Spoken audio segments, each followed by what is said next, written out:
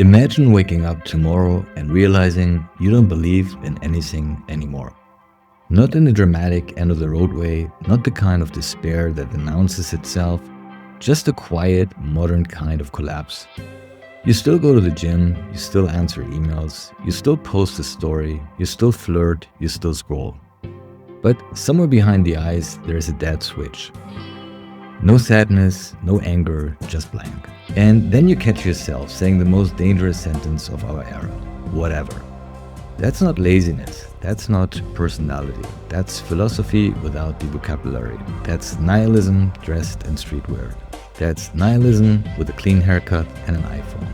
That's nihilism with 3 tabs open, a cart full of things you don't need. A playlist called Focus. Nihilism, in simple terms, is the suspicion that nothing has inherent meaning. That the world doesn't come with a built-in story, no guaranteed purpose, no cosmic moral soundtrack, no final reason that makes the pain worth it. And here's what most people miss. Nihilism isn't just a belief, it's a mood, an atmosphere, an operating system. It's a spiritual default setting of a culture that has seen too much, trusted too little, and been sold too many meanings that didn't deliver. Because we don't live in a world without meaning. We live in a world with too many meanings for sale. And when your nervous system can't tell the difference anymore between truth and performance, between values and branding, between love and convenience, your soul does the only thing it can do to protect itself. It disconnects. That disconnection is the modern nihilism, and it's spreading.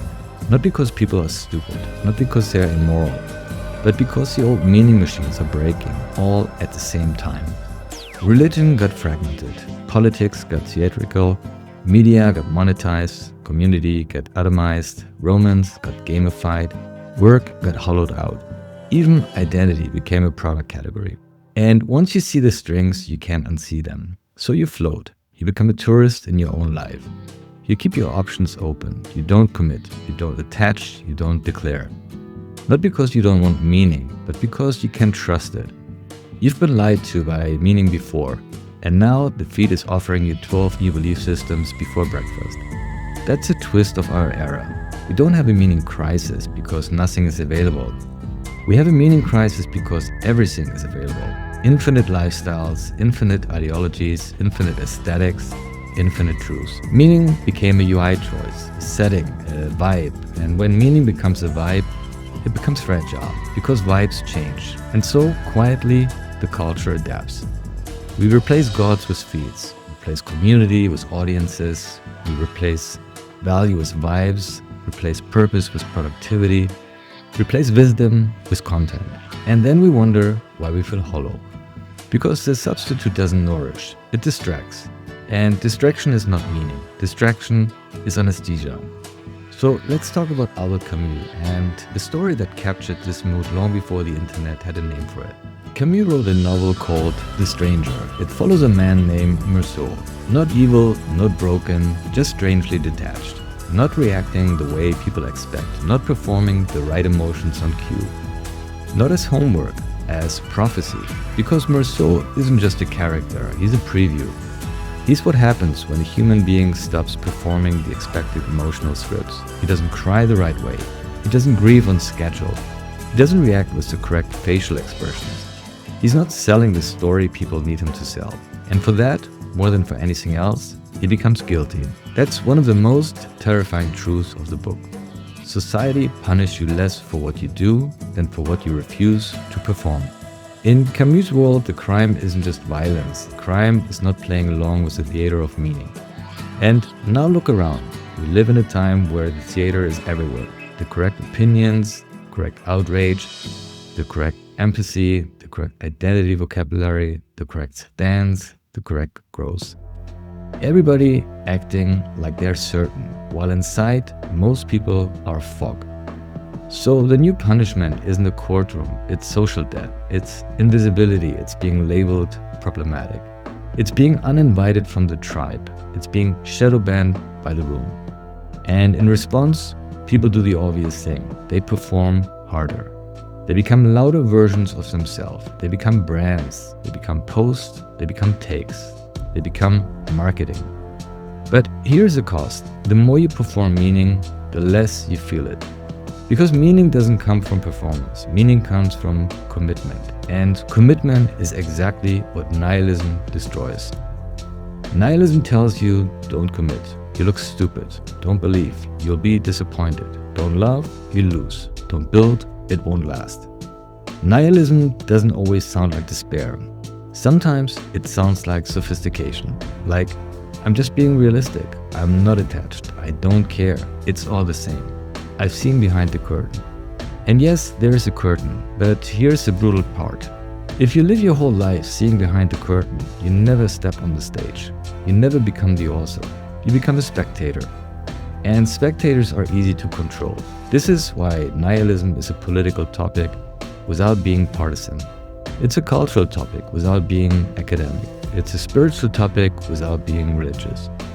Because the nihilistic population is manageable. If people believe in nothing, they'll buy anything. If people commit to nothing, they'll join whatever is trending. If people trust nothing, they'll outsource their decisions. If people feel nothing, they'll accept any substitute that stimulates feeling. This is the era of stimulating meaning. Likes as validation, metrics as self-worth, hot takes as identity, hustle as purpose, aesthetic as morality, therapy language as intimacy. And then, one day, you wake up and realize you're fluent in narratives. You don't have a life, because you can't explain everything, except why you're doing any of it. That's nihilism. Now, Camus is often misread here. People hear nothing has meaning and think the conclusion is so nothing matters, but Camus wasn't preaching collapse. He was describing the absurd, the collision between our hunger for meaning and a world that doesn't answer. And the absurd isn't the end of life, it's the beginning of honesty. Camus basically says, yes, the universe is silent. Yes, you can demand a cosmic guarantee. Yes, the story won't be handed to you. So what now? You have three options. You escape, you numb out, you hide, you sedate. You fill the void with dopamine and noise. You lie, you adopt the fake certainty, you become a believer in something you don't actually respect, just to avoid the emptiness. Or you revolt, not by burning everything down, but by refusing fake meaning, without collapsing into emptiness. This is the difference between nothing matters and nothing is given. Nihilism says nothing matters. Camus says nothing is guaranteed. And that's a huge difference, because nothing matters leads to apathy or cruelty, but nothing is guaranteed leads to authorship. It means meaning is not a gift, it's a craft. It's built, chosen, lived. And this is where nihilism becomes a portal, because nihilism isn't always a final destination. Sometimes it's a clearing. It's the demolition of cheap meaning, the death of bored values, the end of narratives you were never meant to carry. That's why nihilism is rising right now, because culture is shedding skins. The old stories don't hold. The new stories aren't trusted yet. So people float in between, and floating feels like freedom, until it feels like emptiness. Now let's name the two most common forms of modern nihilism. Soft nihilism is a quiet version. The whatever, the numbness, the endless scrolling, the refusal to take care too deeply. It's not dramatic, it's beige, it's living in low resolution. Hard nihilism is a violent version. It says, if nothing is real, I'll destroy. It's cruelty as entertainment, chaos as identity, burning as bombing. And both forms are symptoms of the same wound, a collapse of trust. Not just trust in institutions, trust in meaning itself. But here's a prophecy. The next era won't be won by the loudest people. It will be won by the people who can rebuild meaning without needing the world's permission. Because when everything is editable, images, voices, faces, histories, the rarest currency becomes conviction. Not performative conviction, not tribal slogans, conviction as in, I choose what I stand for, even when it isn't trending. And that choice is going to become the next luxury. Because the modern world isn't starving for information, it's starving for orientation. We are overloaded with options and underfed in directions. So nihilism will keep expanding until something breaks. And when it breaks, people will do one of the two things. They will either run into extremist certainty, because certainty feels like a relief. or they will mature into something harder, a deliberate life, a chosen code, a self-authored meaning. This is where the TOMAAS prophecies lands. Nihilism is not the enemy. Nihilism is a test. It asks you one question: when the world refuses to give you meaning, will you collapse or will you create? Because if the universe is silent, then your life becomes a signal. Your actions become the scripture. Your discipline becomes a prayer. Your loyalty becomes a philosophy. And suddenly, the most radical thing you can do in the modern era is not to scream, not to perform, not to post, but to commit to a craft, to a relationship, to a standard, to a code, to a truth you can live with. Not because it's guaranteed, but because you choose it. That's the revolt. That's the antidote to nihilism. Not fake optimism, not motivational posters, but authorship. And once you taste authorship, the feed loses power, because the feed can sell you aesthetics, but it can't sell you a spine. So here's my final line for this prophecy. We don't live in an age of meaningless. We live in an age of meaning inflation. So much meaning is being printed, performed, monetized that the value collapses. And when meaning collapses, people call it nihilism. But the real question isn't, does anything matter? The real question is, what will you make matter on purpose? Because if nothing is guaranteed, then meaning isn't something you find. It's something you choose, something you build, something you return to, even when your mood changes, even when the feed moves on. So don't answer like a philosopher. Answer it like a person. What do you protect? What do you refuse to betray? What do you keep doing when nobody is watching?